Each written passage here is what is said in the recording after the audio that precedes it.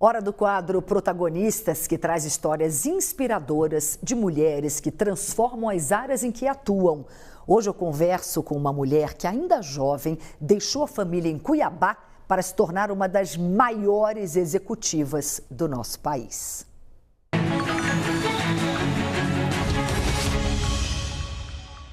A protagonista de hoje é Poliana Souza, presidente da General Mills, dona de marcas que fazem parte da vida dos brasileiros, como Yoki, Kitano, Häagen-Dazs. Poliana tem 25 anos de experiência em algumas das maiores empresas do mundo. Passou por Coca-Cola, Unilever, P&G, coleciona prêmios e é reconhecida como uma das líderes mais transformadoras do Brasil. E mesmo com tudo isso, ela segue com os pés no chão e o olhar voltado para o futuro. Hoje, no quadro Protagonistas, vamos conhecer a história, a visão e a força dessa mulher que lidera com propósito e muita inspiração. Seja muito bem-vinda, prazer enorme ter você aqui. Minha primeira pergunta é a mesma para todas vocês. Quem é Poliana Souza? Ai, Cris, prazer estar aqui com você. Bom, eu sou a mãe do Pedro.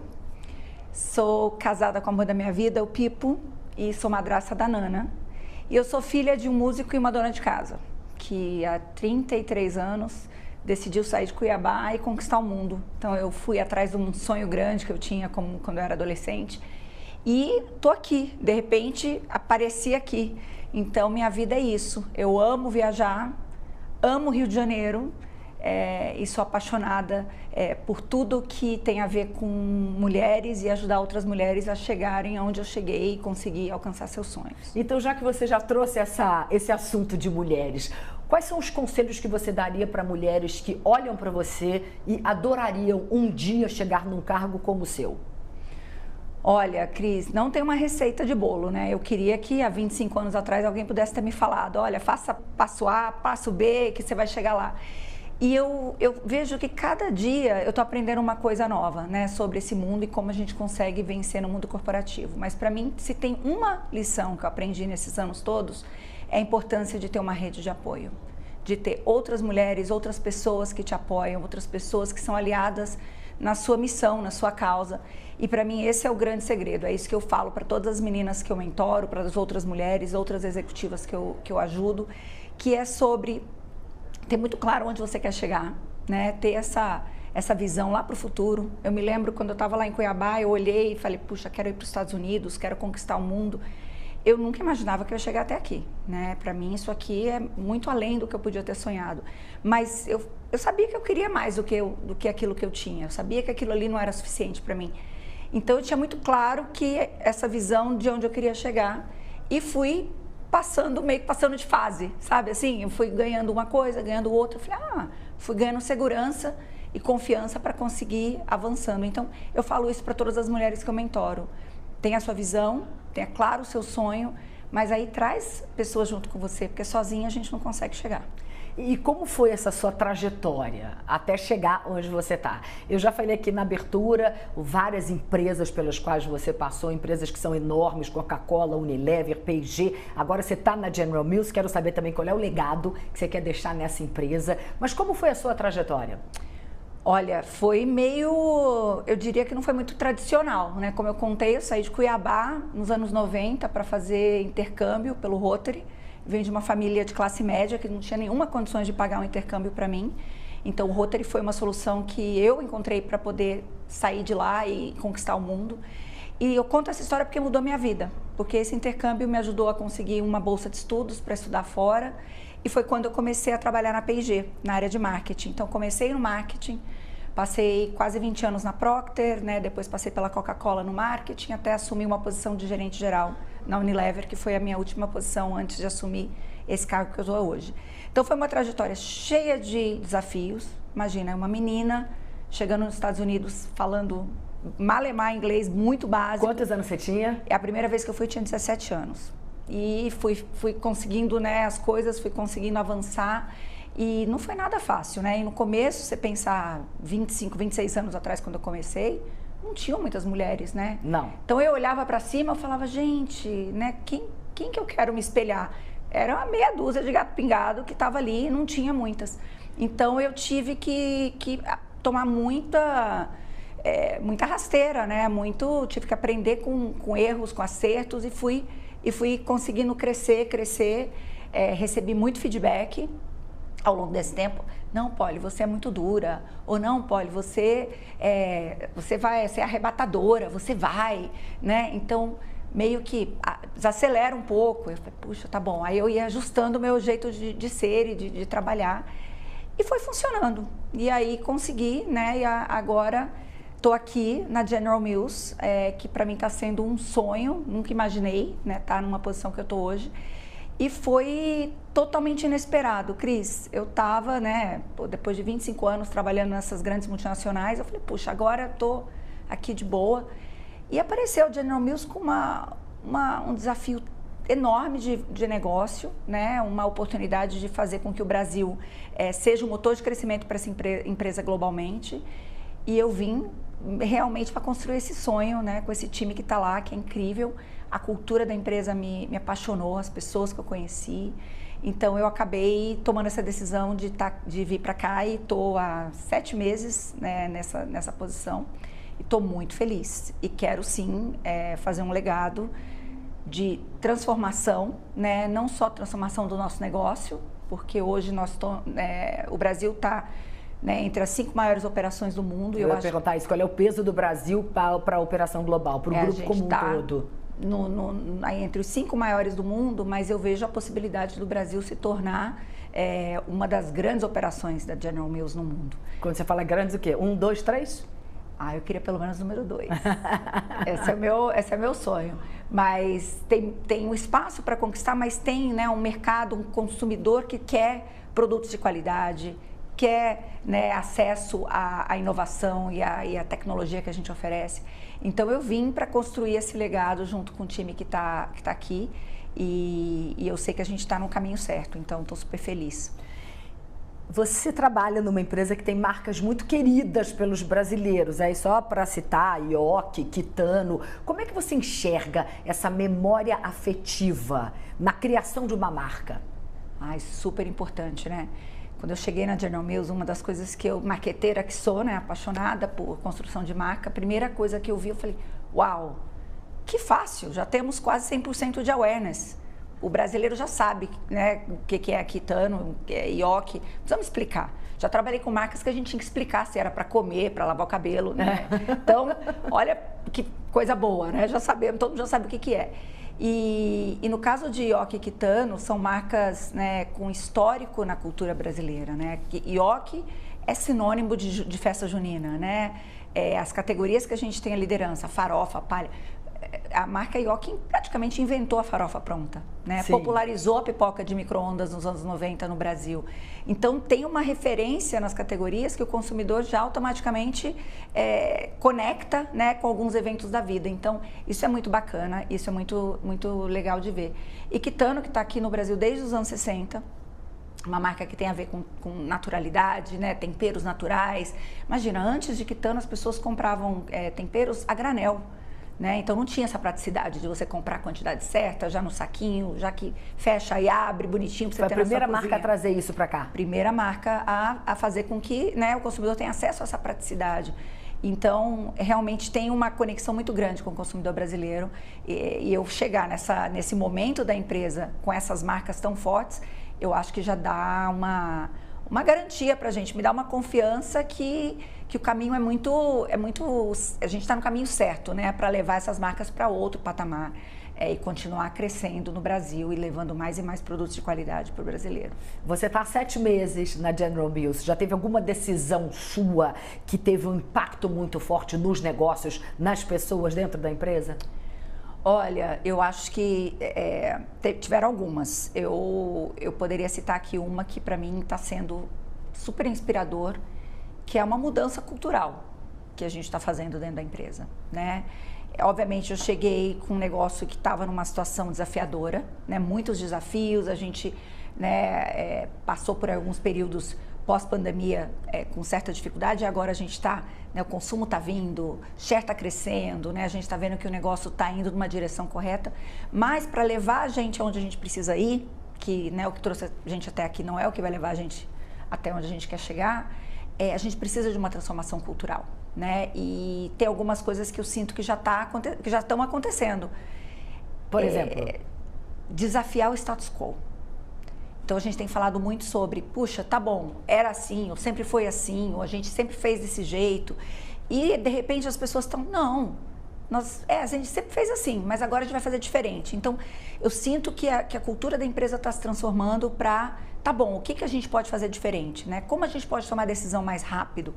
Então essa mudança cultural, ela vem com uma presença, é visível no dia a dia das nossas reuniões da nossa empresa. E todo mundo fala isso para mim, nossa, Polly, eu estou inspirado para construir esse futuro. Pela primeira vez eu me sinto que a gente tem um plano, que a gente tem uma estratégia, que a gente está falando de crescimento, está falando, né, em como a gente vai realmente levar a empresa para outro patamar no Brasil.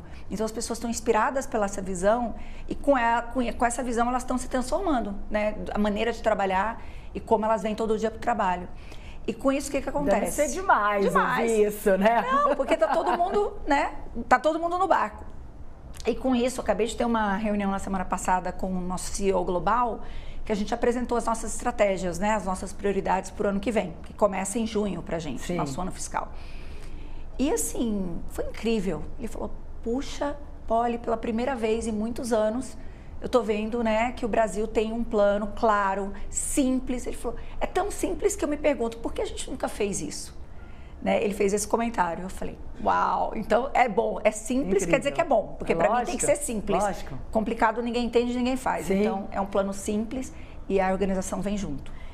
Bom, não vou te perguntar de detalhes do plano, porque é óbvio que você não vai falar, porque é algo que vai acontecer aí no ano que vem, mas você já ganhou o Prêmio Caboré, você já foi considerada uma das 100 lideranças mais transformadoras do Brasil. O que para você realmente significa uma líder transformadora? É uma líder que não tem medo. Eu me considero... obrigada pela referência, mas eu me considero uma líder que tem coragem de fazer diferente, de questionar, né, o que eu falei muito de questionar o status quo, porque eu realmente acredito nisso. E quando eu chego no lugar que eu vejo que tem oportunidade de fazer diferente, eu não tenho dúvida, e eu brinco com o time que não, a gente já tem, né? Como é que a gente vai transformar num sim? Então, para mim, isso é ter coragem, é fazer as perguntas corretas, questionar por que as coisas eram feitas desse jeito, não podem ser feitas desse jeito. E é impressionante porque quando as pessoas estão há muito tempo num lugar só, isso aconteceu comigo também, né? 20 anos que eu passei na mesma empresa, às vezes você vai entrando no piloto automático, aí quando chega alguém novo, fala, mas peraí, por que você está fazendo assim? Ah, nem sabia. Talvez até essa questão do plano simples que você trouxe seja porque precisava de um refresh, de um ar diferente, um olhar diferente de fora, né? Exato, exatamente. Então, essa coragem de, às vezes, ir contra as normas, né? No bom sentido, de ir contra o esperado, eu acho que é o que faz transformar os negócios e faz transformar as pessoas. Mas, para mim, Cris, eu comentei sobre a mudança organizacional. Transformação só acontece se a organização vem junto. Então, para mim, o número 1, 2 e 3 são as pessoas. Então, por isso que eu sempre foco, sim, temos nossas prioridades de negócio, puxa, queremos crescer A, B, C, vamos fazer assim, assado. Mas as pessoas têm que ser a primeira prioridade do nosso time e das nossas, né, do que a gente vai fazer como negócio. Porque imagina, se eu não tenho um time engajado, um time que está ali, motivado, energizado, cara, nada vai acontecer. Nada vai sair do papel. Né? E a General Mills, ainda bem, acho que explica por que eu estou aqui, é uma empresa muito preocupada com isso. Né? A gente já é um dos melhores lugares para se trabalhar do Brasil, engajamento dos nossos funcionários altíssimo, assim, recorde que eu nunca vi em nenhum lugar que eu trabalhei. Então, eu estou no lugar certo para fazer isso, né? Que mostra que as pessoas têm uma importância para a gente. Então, por isso que a empresa leva tão a sério as políticas de diversidade e inclusão, por isso que a empresa leva tão a sério, né? A gente treinar, desenvolver os nossos talentos. Então, para mim, começa aí. Começa com um time engajado, um time feliz de vir trabalhar todo dia, né? Que é o que a gente faz a maioria do nosso tempo. Exatamente. Bom, claro que nessa trajetória toda sua, você passou por muitos momentos em que a maioria numa sala eram homens. Quais foram os principais obstáculos que você teve que superar? Como você superou? Quais são os conselhos que você dá, mais uma vez, para mulheres que queiram passar por isso e que ainda encontram esses obstáculos mesmo de homens que nos olham de outra maneira? E aí algo que você falou no começo da nossa conversa, que lá no começo as pessoas falavam, vai mais devagar, porque a minha sensação, a minha certeza é de que nós, para nos posicionarmos 25 anos atrás, 30 ou 20 anos, a gente se masculinizava. E hoje em dia não precisa mais. Com certeza. Eu me lembro, super jovem, né, entrando nessas primeiras reuniões, que com maioria homem, e de eu olhar e falar, nossa, primeiro que eu não posso ser muito menininha. Não posso mostrar minhas emoções, não posso chorar. Quantas vezes eu fui chorar no banheiro? Sim, né? Quem nunca... Mulher. Então a gente chora, né? A gente se emociona e faz parte de ser a diferença do gênero. Por isso que precisa ter homem e mulher. Sim. Cada um traz a sua diferença. E eu me lembro de chegar nessas reuniões e olhar para aquilo e falar, não, eu não posso ser quem eu sou.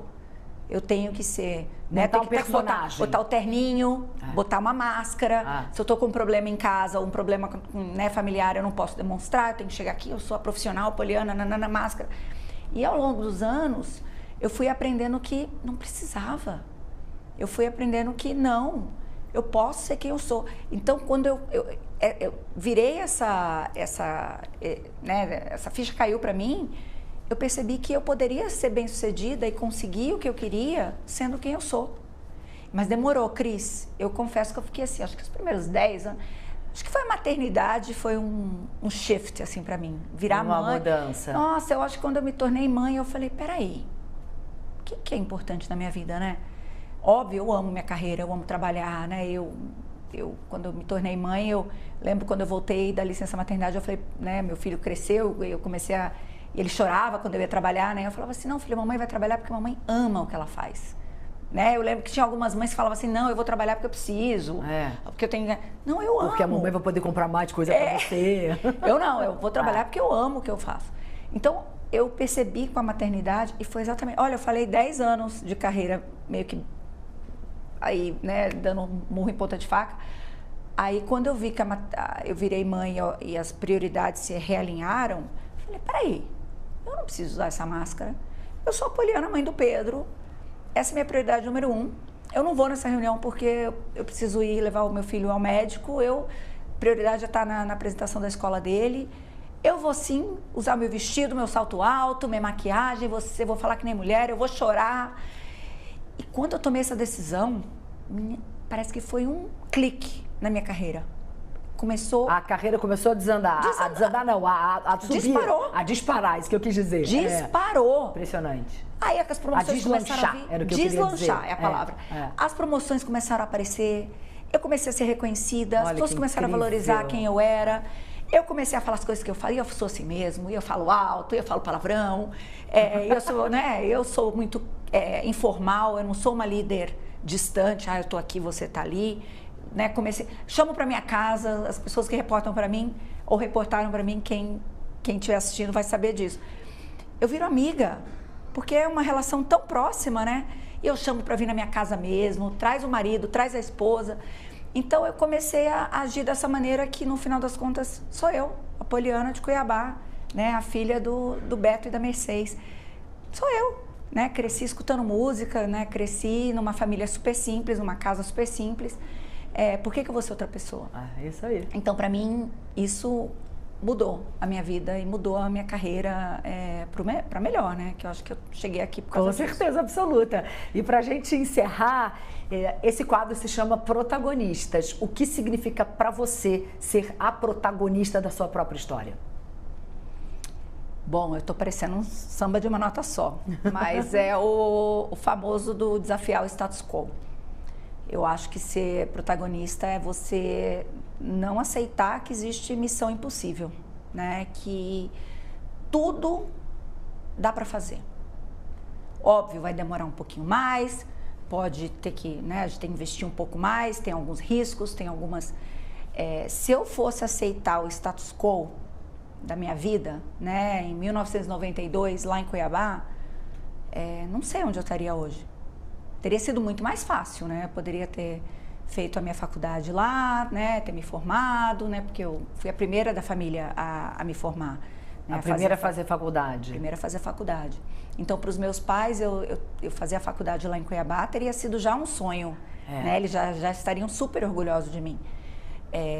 Mas eu vi aquilo ali e eu fui atrás. Eu sempre fui muito, como disse meu marido, eu sou danada. Porque quando me falam não, aí que eu falo, então tá bom, vamos agora ver. Que eu vou mostrar que vai ser assim. Agora que eu vou fazer, que eu vou conseguir. Então, para mim, isso é ter protagonismo, é você não aceitar não como resposta, ir atrás dos seus sonhos, cair, levantar. Então, assim, eu acho que é não desistir nunca. E isso eu ensino pro meu filho e agora para minha enteada, a gente sempre fala disso em casa, que né, o famoso ditado, eu sou brasileira, não desisto nunca. E todo mundo repete. Quando alguma coisa errada, eles falam, mãe, é que eu sou brasileiro, não desisto nunca.